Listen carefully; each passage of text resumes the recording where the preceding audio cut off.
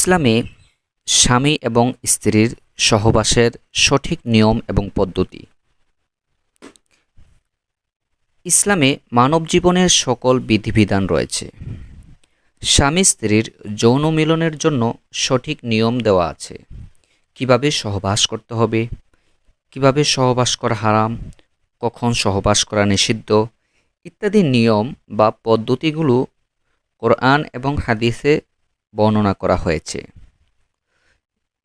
ইসলাম দাম্পত্য জীবনকে মধুর এবং রোমান্টিক করতে উৎসাহিত করেছেন।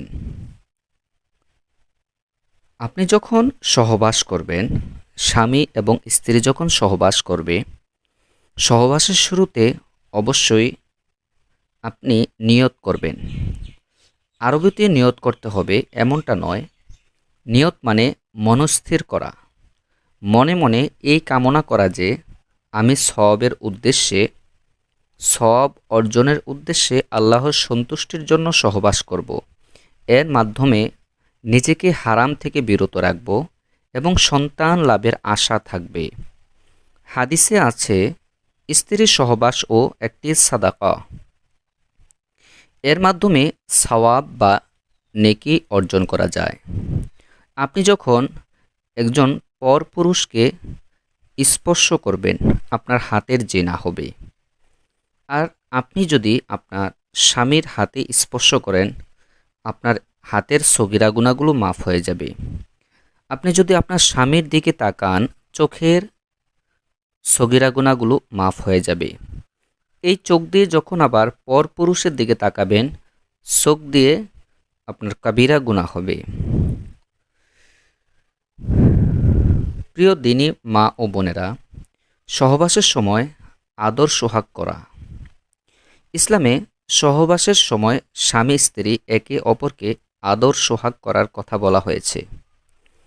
হাদিসে এই আদর সোহাগের ব্যাপারে উৎসাহ দেওয়া হয়েছে। যৌন মিলনকে মধুর করতে যত উপায় আছে, যে কোনোভাবে তা করা সম্ভব, যে কোনোভাবে তা করা যাবে। স্বামী চুম্বন, আলিঙ্গন, মর্দন ইত্যাদির মাধ্যমে স্ত্রীকে আদর করবে। ঠিক তেমনি স্ত্রীও স্বামীকে আদর সোহাগ করবে।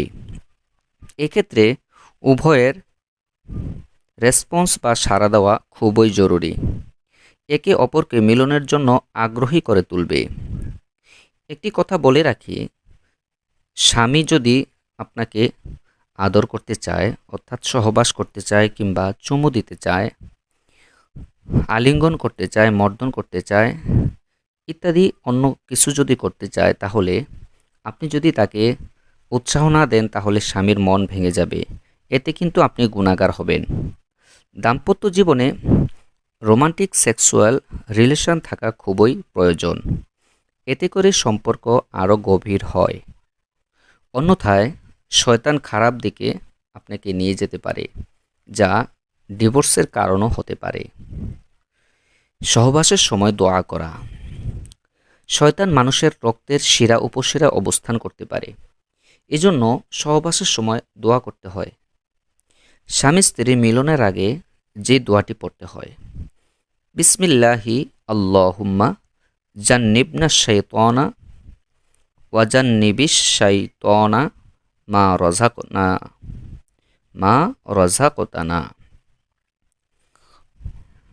এটার অর্থ হচ্ছে, হে আল্লাহ, তোমার নামে আরম্ভ করছি, তুমি আমাদের স্বামী স্ত্রী উভয়ের কাছ থেকে শয়তানকে দূরে সরিয়ে রাখো। আমাদের এই মিলনের ফলে যে সন্তান তুমি দান করবে, সে সন্তানকে শয়তানের যাবতীয় আক্রমণ থেকে দূরে রাখো। রাসূলুল্লাহ সাল্লাল্লাহু আলাইহি ওয়াসাল্লাম ইরশাদ করেছেন, এরপরে যদি তাদের দুজনের মাঝে কিছু ফল দেখা যায় অথবা বাচ্চা পয়দা হয়, তাহলে শয়তান কখনো তাকে ক্ষতি করতে পারবে না। ইসলামে সহবাসের পজিশনটা কি? ইসলামে সহবাসের পজিশন এই ব্যাপারে সূরা বাকারার 223 নম্বর আয়াতের মধ্যে এসেছে, তোমাদের স্ত্রী তোমাদের ফসল ক্ষেত্র, সুতরাং তোমরা তোমাদের ফসল ক্ষেত্রে গমন করো যেভাবে চাও। আর তোমরা নিজেদের কল্যাণে উত্তম কাজ সামনে পাঠাও আর আল্লাহর তাকওয়া অবলম্বন করো এবং জেনে রাখো নিশ্চয়ই তোমরা তার সাথে সাক্ষাৎ করবে। আর মুমিনদেরকে সুসংবাদ দাও। সহবাসের পদ্ধতি সম্পর্কে সরাসরি কোনো বিধি নিষেধ নেই। দাঁড়িয়ে, বসে, শুয়ে, কাত হয়ে, সামনে থেকে, পেছন থেকে যেভাবে ইচ্ছা সেভাবে সহবাস করা যাবে। তবে শর্ত হচ্ছে তা জনিপথে করতে হবে। কিছু কিছু বর্ণনায় স্বামীর উপরে আর স্ত্রীকে নিচে থাকার কথা বলা হয়েছে। এটা সুবিধাজনক বা প্রশান্তিদায়ক এবং উত্তম, তবে বাধ্যতামূলক নয়। আর স্ত্রী যদি উপরে থাকে আর স্বামী যদি নিচে থাকে, এতে গুনাহের কোনো কিছুই নেই। কিন্তু সতর্কতা থাকতে হবে, এই পজিশনে বীর্যপাত হলে বীর্য আটকে কষ্টের কারণ হতে পারে। এখন আপনাদেরকে বলবো যেভাবে স্ত্রীর সহবাস করা হারাম। ইসলামে স্ত্রীর সাথে পায়ুপথে সহবাস করা হারাম। এটাকে অ্যানাল সেক্স বলা হয়। হাদিসে এসেছে, যে ব্যক্তি মলদ্বারে সঙ্গম করে আল্লাহ তার দিকে দয়া দৃষ্টিতে তাকান না। পায়ুপথ বা মলদ্বারে সহবাস করে ফেললে গোনাহগার হবে। এই জন্য তওবা করতে হবে। এছাড়াও পায়ুপথে সহবাস করলে রোগ ব্যাধি হওয়ার সম্ভাবনা বেশি থাকে। ইসলামে সহবাসের নিষিদ্ধ সময় কখন? এমন কিছু সময় আছে যখন সহবাস করা হারাম। আপনি বিবাহ করেছেন তাই বলে আপনি যখন তখন স্ত্রীর সাথে সহবাস করবেন, বিষয়টা এরকম নয়। কিছু নিষিদ্ধ সময় আছে। সহবাস করলে এই সময়ে গুনাহগার হবেন। ইসলাম এই সময়গুলোতে নিজেদেরকে সহবাস থেকে বিরত রাখার কথা বলা হয়েছে। কেউ যদি সঙ্গম করে ফেলে তার জন্য তওবা করতে হবে, কাফারা আদায় করতে হবে। এক নাম্বার হচ্ছে স্ত্রীর মাসিকের সময়। স্ত্রী যখন ঋতুবতী অবস্থায় থাকে তখন যৌন মিলন করা যাবে না, তাই মাসিকের সময় সহবাস করা হারাম। আল্লাহ তাআলা পবিত্র কোরআনে বলেছেন, তারা তোমাকে হায়েজ সম্পর্কে প্রশ্ন করে, বলো তা কষ্ট, সুতরাং তোমরা হায়েজকালে স্ত্রীদের থেকে দূরে থাকো এবং তারা পবিত্র না হওয়া পর্যন্ত তাদের নিকটবর্তী হইও না। যখন তারা পবিত্র হবে তখন তাদের নিকট আসো, যেভাবে আল্লাহ তোমাদেরকে নির্দেশ দিয়েছেন।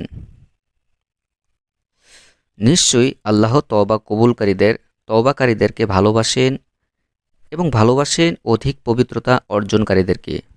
হাদিসেও এ ব্যাপারে কঠোরভাবে নিষেধ করা হয়েছে। এছাড়া এই সময় সহবাস করলে রোগ ব্যাধি হওয়ার সম্ভাবনা বেশি থাকে। 2 নম্বরে রোজা থাকা অবস্থায় সহবাস করা নিষেধ। আল্লাহ তাআলা কোরআনুল কারীমের মধ্যে বলেছেন, সূরা বাকারার 187 নম্বর আয়াতে আল্লাহ বলেন, সিয়ামের রাতে তোমাদের জন্য তোমাদের স্ত্রীদের নিকট গমন করা হালাল করা হয়েছে। তারা তোমাদের জন্য পরিচ্ছদ এবং তোমরা তাদের জন্য পরিচ্ছদ। আল্লাহ জেনেছেন যে তোমরা নিজেদের সাথে খেয়ানত করেছিলে, অতঃপর তিনি তোমাদের তওবা কবুল করেছেন এবং তোমাদেরকে ক্ষমাও করে দিয়েছেন।